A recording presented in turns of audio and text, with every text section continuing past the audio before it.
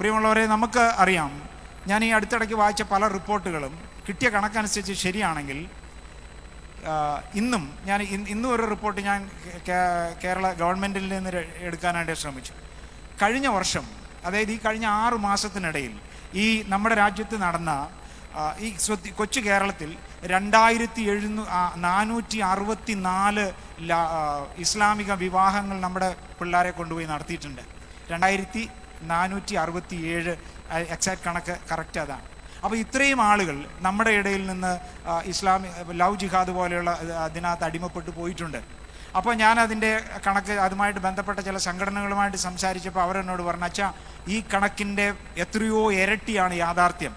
കാരണം ഇസ്ലാമിക തീവ്രവാദികൾ മുസ്ലിമും ഇസ്ലാമും രണ്ടും രണ്ടാണ്. നിങ്ങൾ മനസ്സിലാക്കണം. നമ്മൾ മുസ്ലിങ്ങളെ കുറിച്ചല്ല പറയുന്നത്. ഇസ്ലാം എന്ന് പറയുന്ന ഇസ്ലാമിസ്റ്റുകളെ കുറിച്ചാണ്.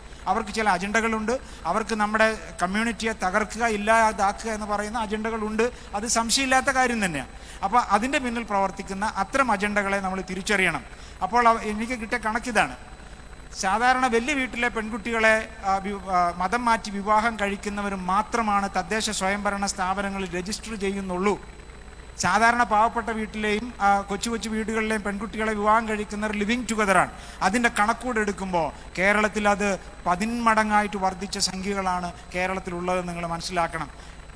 മിനിഞ്ഞാന്ന് എൻ്റെ വീടിൻ്റെ തൊട്ടയിലോക്കം കുറച്ചപ്പുറത്ത് ഒരു 100 മീറ്റർ അപ്പുറത്തുള്ളൊരു വീട്ടിൽ നിന്ന് 2 കുഞ്ഞുങ്ങളുള്ളൊരു അമ്മയെ അവരുടെ ഭർത്താവ് ഗൾഫിൽ നിന്ന് വന്നപ്പോഴേക്കും മിനിഞ്ഞാന്ന് അവർ കൊണ്ടുപോയി. അവരിപ്പോൾ പൊന്നാനിക്ക് വിട്ടേക്കാണ്. അപ്പോൾ ഞാൻ പറഞ്ഞത്, ഇത് നിരന്തരം സംഭവിച്ചുകൊണ്ടിരിക്കും. ഞാനതിനെക്കുറിച്ച് മടിക്കുന്നില്ല. കാരണം ഈ യുവതീവാക്കന്മാരുടെ ഇടയിൽ തന്നെയാണ് ഞാൻ പ്രവർത്തിക്കുന്നത്. ഈ സമൂഹത്തിൽ തന്നെയാണ് ഞാനും നിൽക്കുന്നത്. എൻ്റെ പ്രിയപ്പെട്ട മക്കളെ, ഈ നാർക്കോട്ടിക് ജിഹാദും ലവ് ജിഹാദൊക്കെ ഒരു യാഥാർത്ഥ്യം തന്നെയാണ്. അതൊക്കെ നിരന്തരം കണ്ടുകൊണ്ടിരിക്കുന്ന ഒരാളും ഇടപെട്ടുകൊണ്ടിരിക്കുന്ന ഒരാളും മർത്തോമക്കാരി പെൺകുട്ടികളുടെ ലവ് ജിഹാദ് വിഷയത്തിൽ ഇടപെട്ട ഒരാളുമാണ് ഞാൻ പല കേസുകളിൽ. അതുകൊണ്ട് ഞാൻ നിങ്ങളോട് പറയാം, ഇങ്ങനെയുള്ള വിഷയങ്ങൾ നമ്മുടെ സമുദായം, നമ്മളൊരു വിശ്വാസ സമൂഹം മാത്രമല്ല, നമ്മളൊരു സമുദായം കൂടെയാണ്. ഒരു സമുദായമായി നമ്മളിവിടെ നിലനിൽക്കേണ്ടതുണ്ട്. അതിനെതിരെയുള്ള ഏത് ഇത്തരത്തിലുള്ള തൽപര കക്ഷികളെയും തൽപര ഇടപെടലുകളെയും നിങ്ങൾ തിരിച്ചറിയണം. നമ്മുടെ കമ്മ്യൂണിറ്റിയെ, ഇവിടുത്തെ സമൂഹങ്ങളെ ഇല്ലാതാക്കാനുള്ള പല തന്ത്രങ്ങളിലൊന്നാണ് ഈ ഡ്രഗ്സും ഇതുപോലുള്ള പ്രവർത്തനങ്ങളൊക്കെ. അതൊന്നും വളരെ വിസ്തരിച്ച് പറയാനുള്ള സമയമില്ലാത്തത് കൊണ്ടും അതിൻ്റെ വേദി ഇപ്പോഴതല്ലാത്തത് കൊണ്ടും ഞാൻ നിർത്തുകയാണ്. അതുകൊണ്ട് ഈ 2 വിഷയങ്ങൾ ഞാൻ നിങ്ങളുടെ മുമ്പിൽ വയ്ക്കുകയാണ്. ഇന്ത്യ രാജ്യത്തിന് നിങ്ങളെ ആവശ്യമുണ്ട്. ഈ സഭ നിലനിൽക്കാൻ സഭയ്ക്ക് ആവശ്യമുണ്ട്. 2 ലക്ഷം ക്രൈസ്തവ യുവാക്കന്മാരാണ് ഈ രാജ്യത്ത്, കേരളത്തിൽ മാത്രം വിവാഹം കഴിക്കാൻ 2 ലക്ഷം യുവാക്കൾ. 30 വയസ്സിന് ശേഷം ഇവിടെ പെൺകുട്ടികളില്ലാതെ വിവാഹം കഴിക്കാതെ ഈ നമ്മുടെ കേരളത്തിൽ ക്രൈസ്തവർ നിൽപ്പുണ്ട്.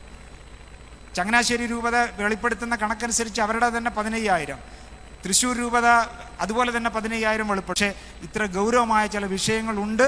അത് നിങ്ങൾ അഡ്രസ്സ് ചെയ്യണം.